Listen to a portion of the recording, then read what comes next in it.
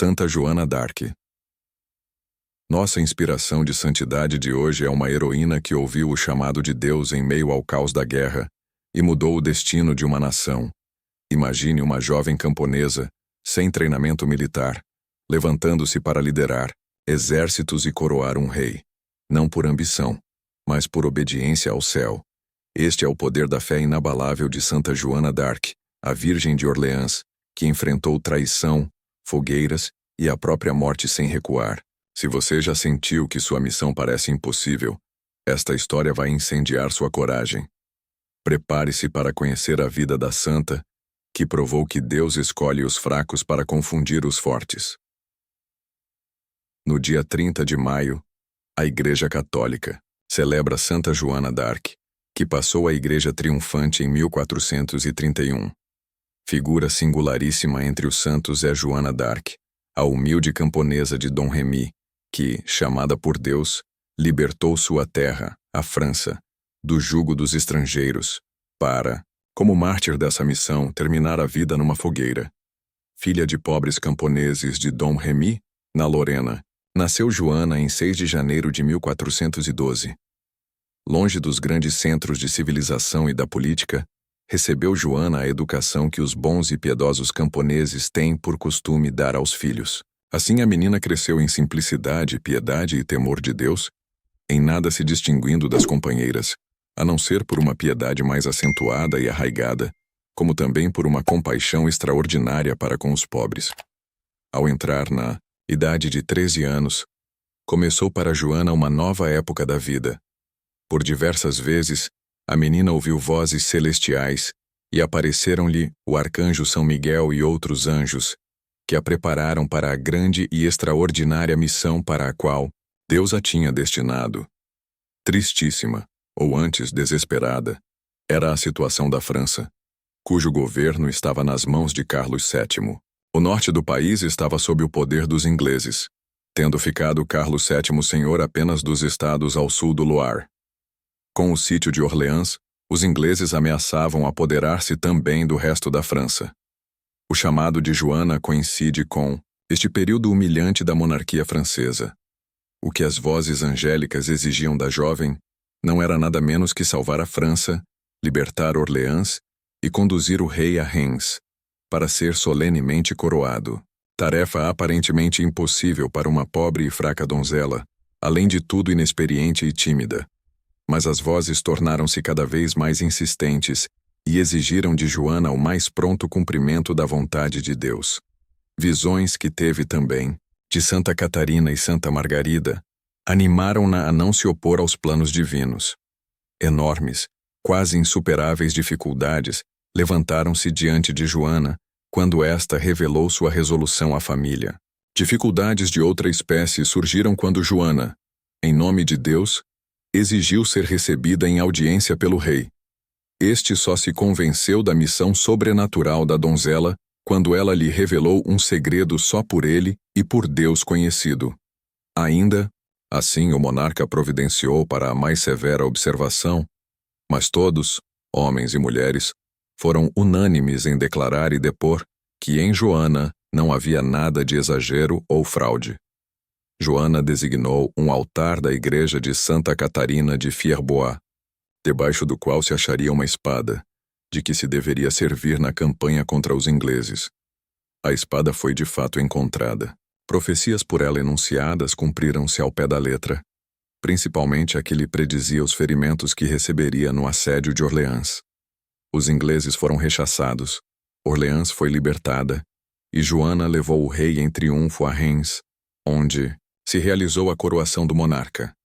Desde o princípio de sua atividade, Joana declarara positivamente que, realizada a coroação do rei em Reims, consideraria terminada sua missão. Desejava então voltar para o seio da família. O rei, porém, não lhe consentiu na retirada e exigiu que continuasse no posto de comandar as tropas. Se Joana tinha preparado para o rei a solene coroação, outra coroa a esperava, a do martírio. Na Batalha de Compiègne, caiu nas mãos dos ingleses que a encarceraram no forte de Beaurevoir, perto de Cambrai. Infeliz numa tentativa de fuga, Foi encontrada desacordada pelos inimigos, que a levaram novamente à prisão. Instalou-se então o processo contra a heroína. Rodeada só de inimigos, abandonada pelo próprio rei, que tanto lhe devia, Joana foi julgada por um tribunal iníquo, presidido pelo bispo Pedro Cauchon, de Beauvais, que outro interesse não tinha senão o de ser agradável aos ingleses. Sem ter um advogado que lhe defendesse a causa, sem que lhe fossem ouvidos os protestos e solene apelação para a Santa Sé, Joana foi condenada à morte na fogueira. Na hora solene da execução, 30 de maio de 1431, Joana portou-se com toda a grandeza e dignidade. Heroína fora na vida, como heroína morreu, invocando o nome de Jesus. "Estamos perdidos nós todos", exclamou um oficial inglês que assistira àquela cena. "Pois ela é uma santa."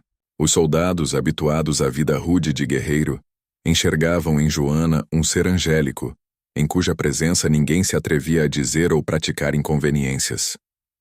Joana não permitia a blasfêmia entre os soldados, e mantinha entre eles a mais rigorosa disciplina. Confessava-se quase diariamente, e além dos sacrifícios e privações que a vida no acampamento lhe impunha, praticava o jejum e a abstinência com muito rigor.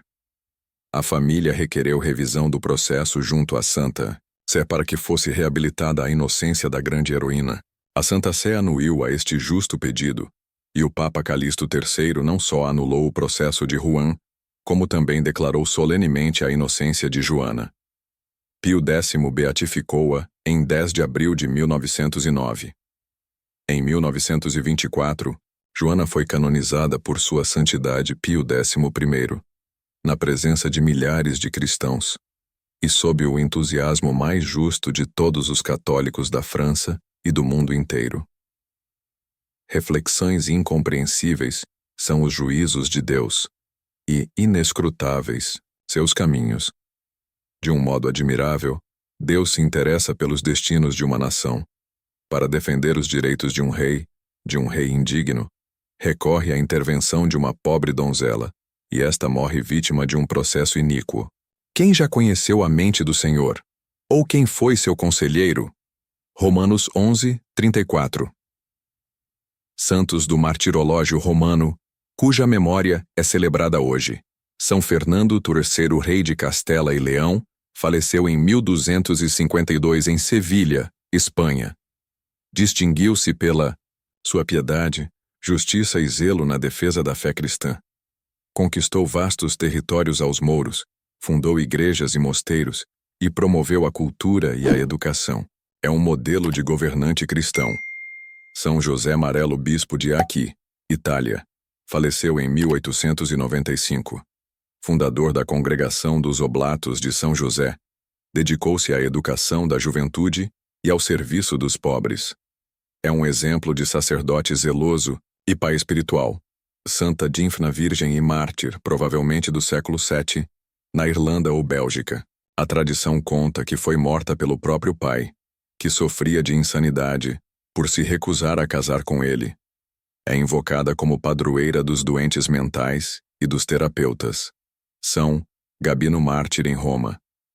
Irmão do Papa São Caio, foi preso e martirizado durante a perseguição de Diocleciano. São Basílio e Santa Emélia Paz de São Basílio Magno, São Gregório de Nissa e Santa Macrina, viveram no século IV na Capadócia, atual Turquia.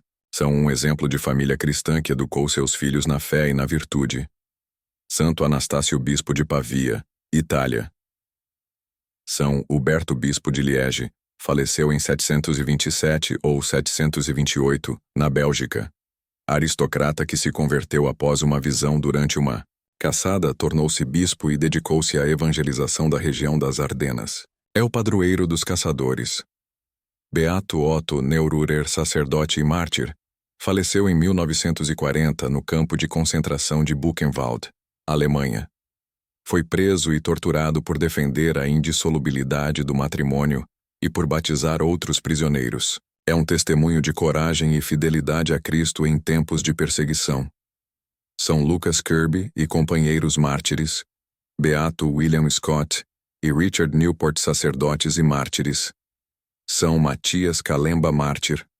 Santa Joana d'Arc, rogai por nós. Oremos. Ó Deus que levantaste Santa Joana d'Arc para defender a pátria e a fé, concedei-nos, por sua intercessão, a coragem de lutar pela justiça e a fidelidade à vossa vontade, mesmo diante das maiores provações. Por Cristo, nosso Senhor. Amém.